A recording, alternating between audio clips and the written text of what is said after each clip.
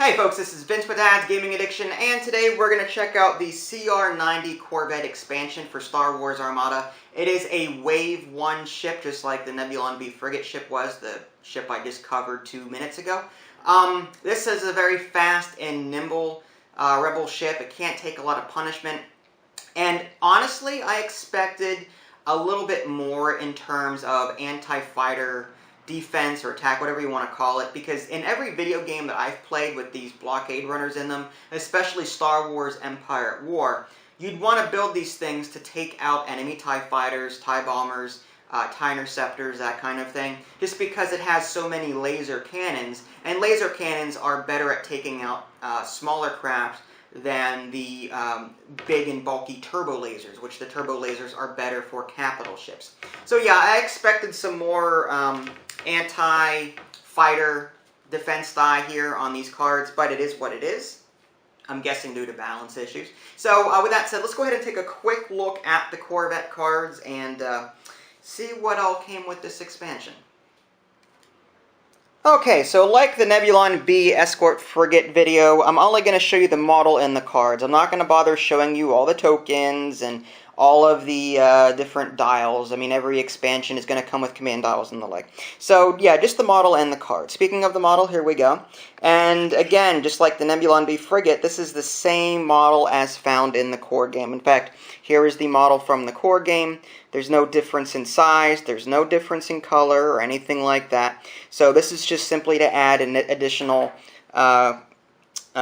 blockade runner or a Corellian Corvette to your fleet if you want it. As far as the cards are concerned, again, same thing.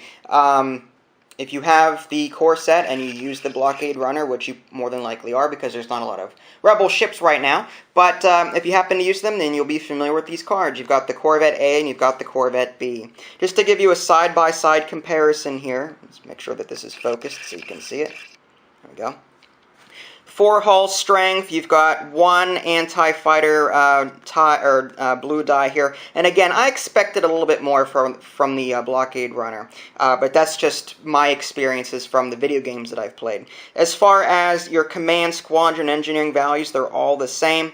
The Corvette B sports all blue dice, so at range 3, or the long range, this thing is pretty much worthless. I mean, it can do a few things, you know, based on some support cards, but generally this guy is going to want to get at range 2 or medium range. As far as this guy over here, it does have a mix of red dice and blue dice. It can go up to 4 speed, as you can see here, and obviously there's 4 ticks.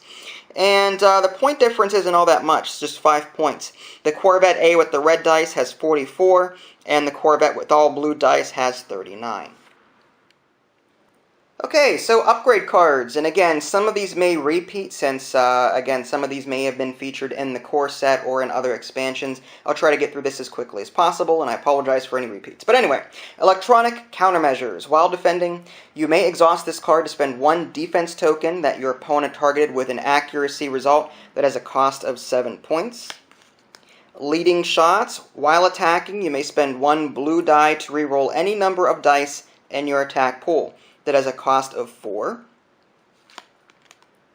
H9 turbo lasers.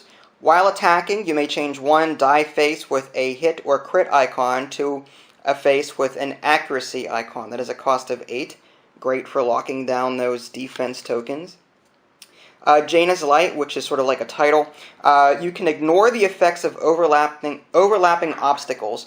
Your attacks cannot be obstructed. That is a cost of 2. It's a pretty cheap card there. Great if there's a lot of asteroids. Tantive 4. Before you gain a command token, 1 friendly ship at distance 1 to 5 may gain that token instead. That is a cost of 3. It's a great support ship there. So again, even though that one Corellian Corvette only had all blue dice, you can use this card, for example, to help support other ships on the battlefield. Mon Mothma, there we go.